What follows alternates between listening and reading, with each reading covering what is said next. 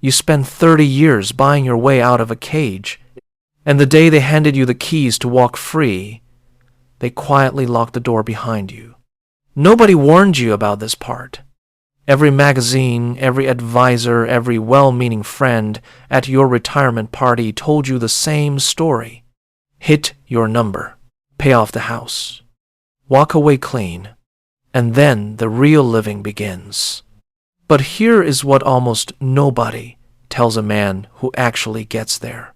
The moment you stop earning a paycheck is the exact moment the system starts watching you the closest. Not because you are free, because you are finally predictable. A man with a salary can change his mind tomorrow. A man on a fixed income cannot. And the system has always preferred you predictable over free. Let me tell you about a man named Marsh. Marsh is 61 years old. He spent 32 years as a plant supervisor outside a mid-sized city, the kind of job that does not make headlines, but pays the mortgage and keeps the lights on. He drove the same truck for 11 years. He packed his own lunch every single day, rather than buy one from the cafeteria, and he put the difference, $4 a day, into a retirement account without missing a single contribution for 3 decades. He retired at 58, 3 years ahead of schedule, with a house paid off, 0 debt, and a number his advisor told him was more than safe. For the first 4 months, it felt exactly like the brochure. Then the fear started arriving at 2 in the morning, uninvited, the way fear does.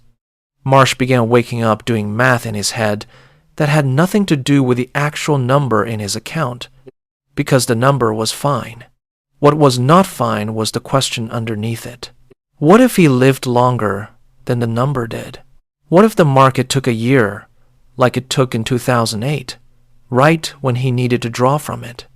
What if the healthcare bill he could not predict arrived the same year as the roof he also could not predict? Marsh did not retire into freedom. He retired into a permanent, rolling audit of his own mortality, conducted entirely by himself, in the dark, alone. That is the injustice nobody prepares you for. The man who did everything the system asked, saved on schedule, avoided debt, hit his number early, is rewarded with a new and more sophisticated form of anxiety, one that never had a name when he was working, because when he was working, there was always another paycheck coming to paper over the fear. Retirement did not remove the fear. It removed the paycheck that used to drown it out. And here is the part that should sit with you a moment, whatever stage you are actually at right now. If you are still working, you are being sold a finish line. If you have already crossed it, you already know the finish line was a door into another room, and that room has its own walls. This script is not about whether you saved enough. It is about what happens to a man's mind the moment the income stops and the silence starts. Now hold on to Marsh, because you are going to need him again. To understand why early retirement so often becomes its own cage, you have to go back to a specific year, a specific kind of man, and a decision that had nothing to do with him personally and everything to do with what happened to his money while he slept. The year is 2007. The man's name, for our purposes, is Halloran, a composite drawn from thousands of real accounts from that era, a 56-year-old regional sales director in the American Midwest who had done, on paper, everything correctly. Halloran retired in the spring of 2007 with a net worth just north of $1,100,000. The bulk of it sitting in a mix of equities and the equity in a home he had paid off 6 years early by refusing every kitchen remodel his neighbors were financing. Halloran's advisor called him a model client. Halloran called himself, quietly, a free man. He had done what an entire generation had been told to do: build the number. Pay off the house. Walk away. 18 months later, the number was gone before he ever spent $1 of it. The 2008 financial crisis did not simply shrink Halloran's portfolio. It froze it in place at the exact moment he needed it to move. His home equity, the piece of his plan he had been told for years was the safest, most solid part of his net worth, became suddenly and completely illiquid. Banks stopped extending home equity lines overnight. Home values in his county fell nearly 40% within 2 years. The house that had made him feel unbreakable, debt-free, sovereign, became a number on paper he could no longer touch, borrow against, or sell without taking a catastrophic loss. His equities, meanwhile, cut in half in a matter of months. Halloran had not made a single bad decision. He had simply believed, like millions of men his age, that a paid-off house and a diversified account were a wall. In 2008, the entire country learned that the wall was made of the same paper as everything else. Here is the part you need to sit with, because it is not a 2008 story. It is your story, wearing a different date. Halloran had done exactly what the system told a responsible man to do for the previous 30 years, and the system changed the rules the moment he stopped being useful to it as a producer, and became, instead, a man trying to live off what he had already produced. That is the mechanism, not a conspiracy, not a single villain in a boardroom, just an engineered truth about how the entire financial system is built. It needs you productive far more than it needs you free. And the instant you stop producing, the same system that spent decades encouraging you to save begins quietly working against your ability to actually spend what you saved. The mechanism is identical today, only the names have changed. You are not being told, right now, in this exact year, that the ground beneath your retirement account is any more stable than the ground was beneath Halloran's home equity in 2007. You are being told the opposite. You are being told to stay the course, trust the plan, trust the number, and maybe the number really will hold. But Halloran trusted his number too, and his number was tested by a mechanism nobody warned him about until it had already broken him. If a man like Halloran, disciplined, debt-free, careful for 30 years, could watch his freedom evaporate in 18 months because of a system he had no part in building and no vote in controlling, what exactly makes you certain your own number is immune? This is not fear for the sake of fear. This is the actual architecture of the trap, and you deserve to see it plainly. The trap works like this. For your entire working life, the system rewards you for accumulating. Every raise, every promotion, every dollar saved is treated as evidence of virtue. Save more. Contribute more. Delay gratification. Be the responsible one. And you were. You built a nest egg. You avoided the credit card debt your coworkers carried. You paid down the mortgage instead of financing a boat. You did the entire assignment. Then, on the day you retire, the rules quietly flip, and almost nobody tells you they flipped. Suddenly the goal is no longer accumulation. The goal, the only goal that matters now, is not running out. And that single shift, from build to don't run out, changes everything about how you are allowed to feel about your own money for the rest of your life. A man who is still earning can absorb a bad year. He has another paycheck coming.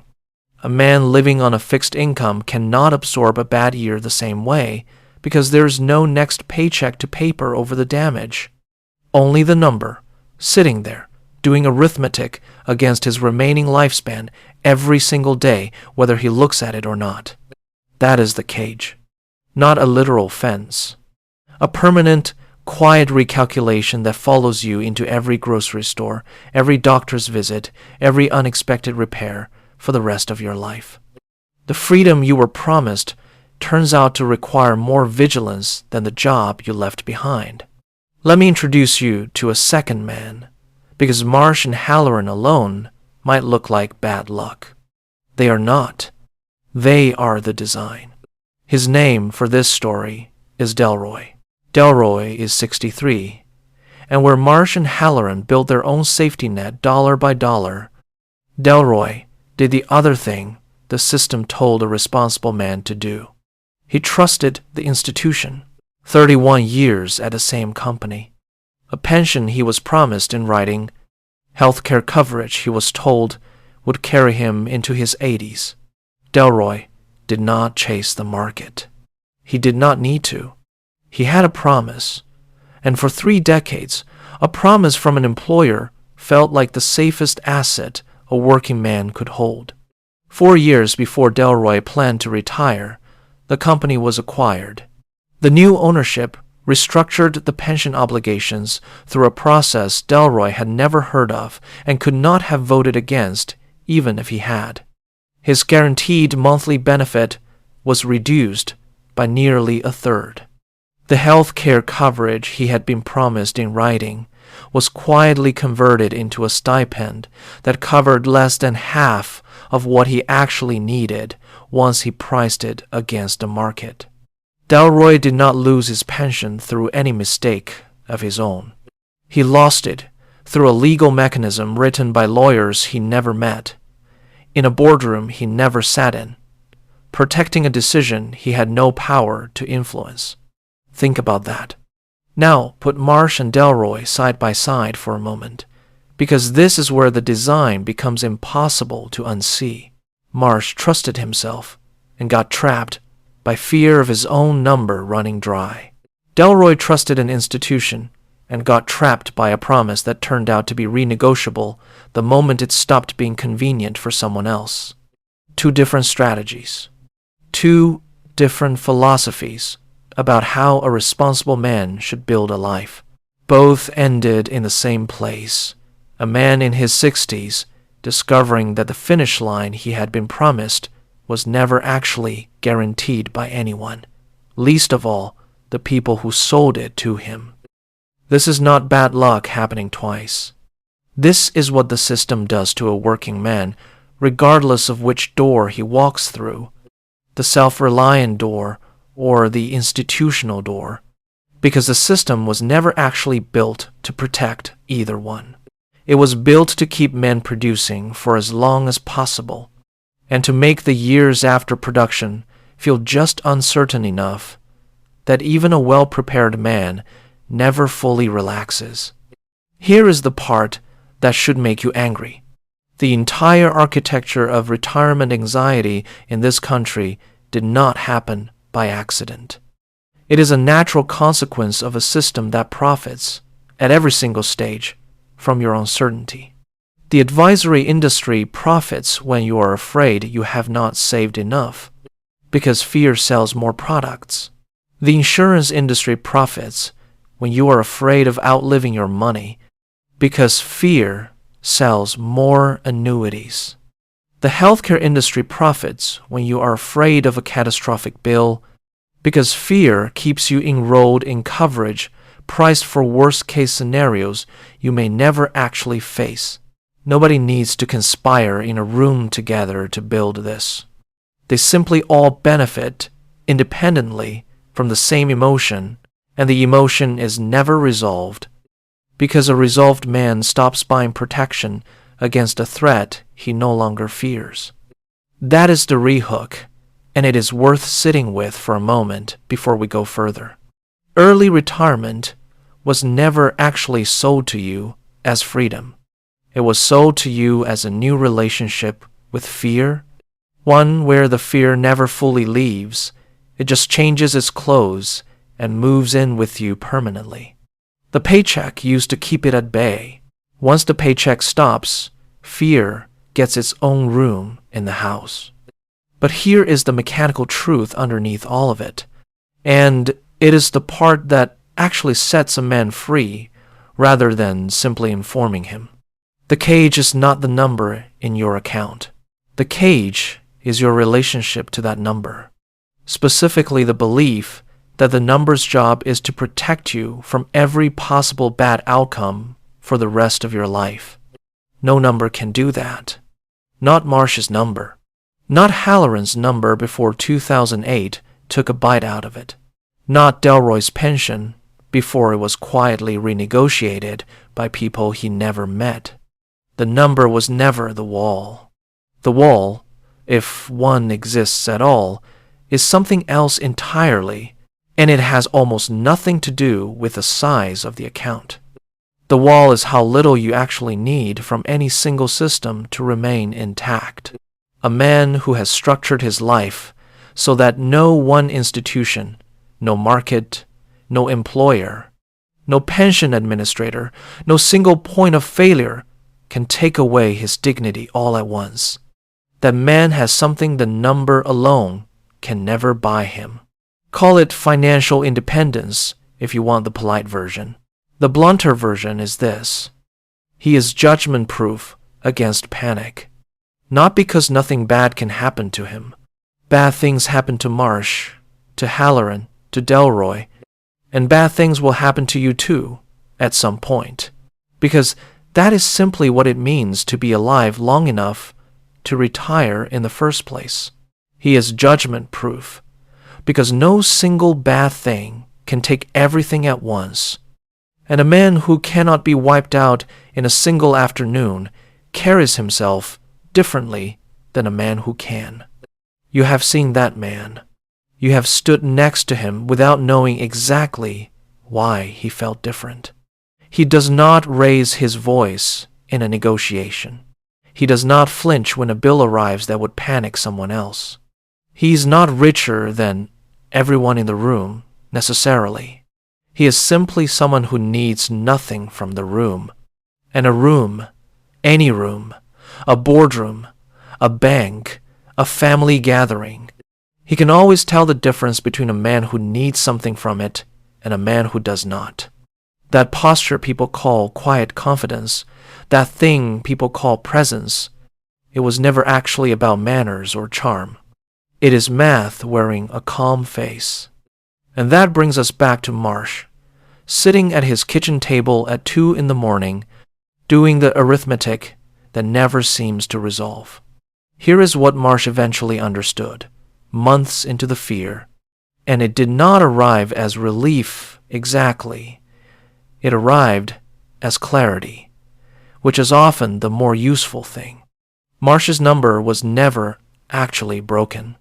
Marsh's relationship to the number was broken because he had been taught his entire life to treat retirement as a single, final, irreversible verdict on his safety rather than as one system among several that a man can build, adjust, and, when necessary, walk away from without losing everything. The moment Marsh started treating his skills, his health, his relationships, and his own willingness to adapt as additional walls, not just the number in the account, the 2 a.m. arithmetic started losing its grip on him. Not because the future became certain, because he stopped needing it to be. That is the actual finish line. And almost nobody tells you it exists, because there is no product to sell you once you understand it. You were taught to chase a number because a number can be measured, marketed, and monetized by other people. Nobody profits from teaching you that the real goal is needing less from the system that profits off your fear. That lesson does not come with a management fee. It does not come with a commission. It comes, if it comes at all, from watching men like Marsh, Halloran, and Delroy get tested by a mechanism they did not build and deciding deliberately that you will not build your entire sense of safety on a single foundation the way they did. So ask yourself the only question that actually matters here, not what your number is, but what you would still be if the number disappeared tomorrow. Would you still have skills someone would pay for? Would you still have people who would show up?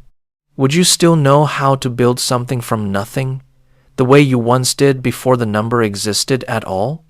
If the answer is yes, you are already closer to free than Marsh was at 2 in the morning, whatever your account statement says.